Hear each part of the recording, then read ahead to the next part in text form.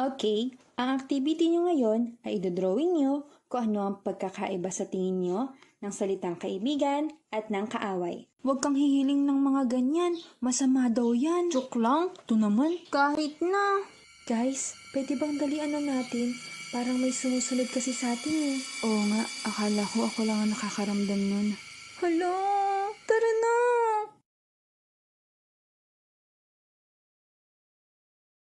Ay, natapos din ang lesson plan.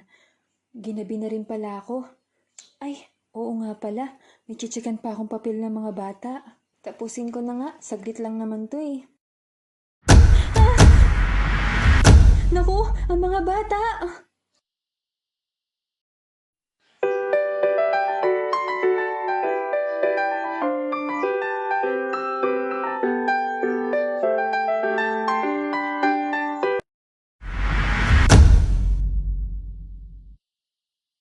Bakit kaya sumusunod yun sa amin kagabi? Ano kaya ang pakay niya? Good morning! Hala, wala pa palang tao. Masyado pa yata akong maaga.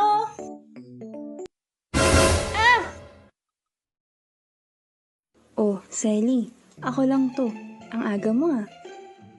Hay, tinakot mo naman ako. Oo, maaga kasi ako nagising. Hindi nga ako nakatulog, kakaisip dun sa sumusunod sa ating kagabi. At saka bakit niya kaya tayo sinusundan? Huwag ka na mag-alala, Sally. Pag sumunod pa yun sa atin mamaya, sa pag-uwi, hahanapin na talaga natin kung sino yun. Tara na, pumasok na tayo.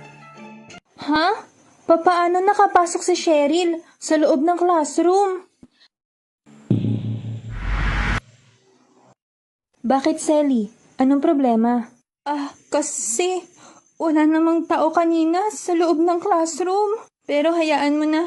Baka hindi ko lang napansin.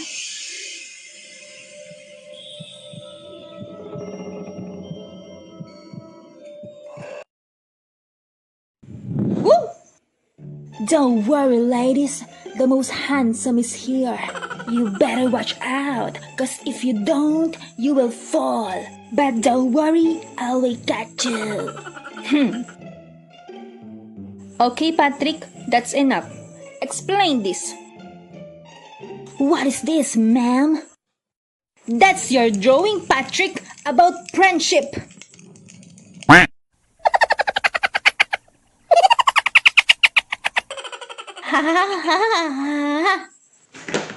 Pero mom, sa harap, dali. Show them. Go, Patrick! Alam naming maganda yung drawing mo.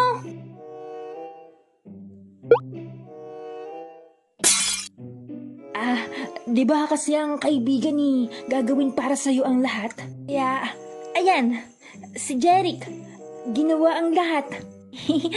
Parang alalay. Gagawin ang lahat para sa kaibigan. Hay, okay, next. Sally, isa ka pa. Paki-explain nga rin to. Mom! Isa. Okay. Ha?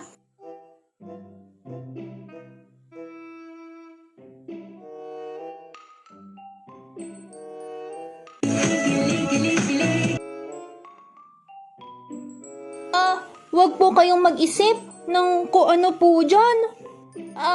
Ito po si Jeric. Ito po si Wendy. Ito po si Patrick. Kami lang po tong apat. Hay, ang sabi ko, ang i-drawing nyo tungkol sa kaibigan. Hindi alalay at hindi rin pamilya. Ha? Cheryl, anak. Ikaw na ang next.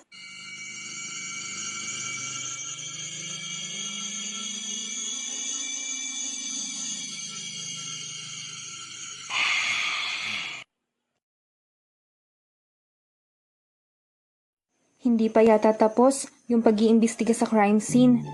Kaya nagpapaantay pa si Jeric. Grabe, yung explanation ni Cheryl dun sa drawing niya, nakakakilabot. Sunduin na natin si Jeric.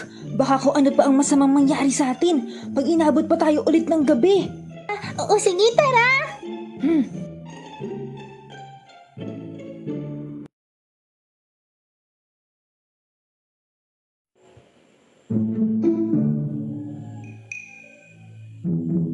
Ayan yung itsura ng crime scene.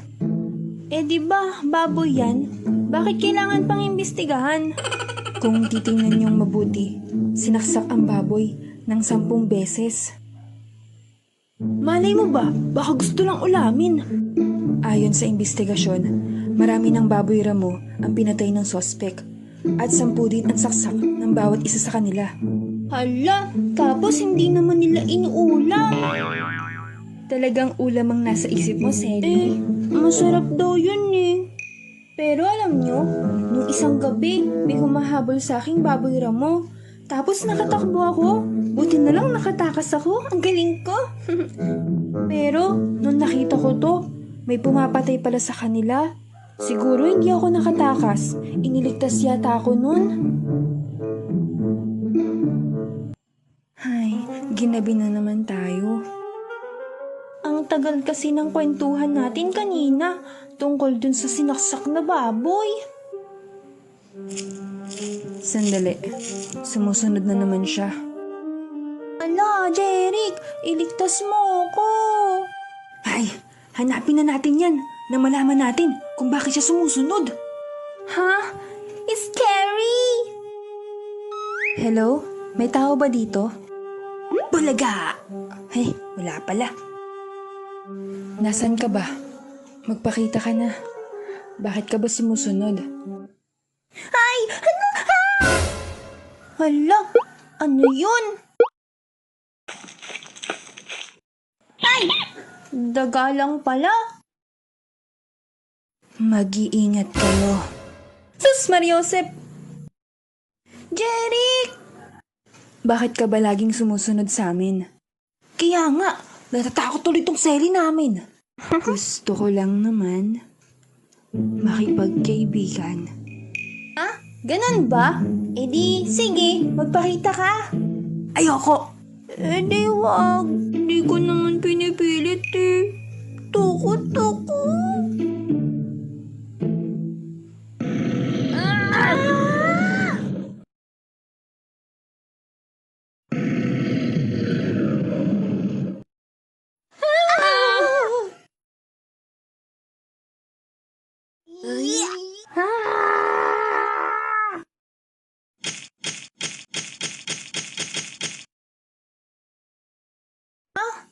So, anong ibig sabihin nito? Nakawala kasi ang 10 alagang baboy ramo ng aking namayapang lolo. Hindi sila pangkaraniwang baboy ramo. Kumakain sila ng tao. Ah, kaya pala ang daming namamatay na baboy ramo. Inililigtas mo pala ang mga tao. Okay. Case solved.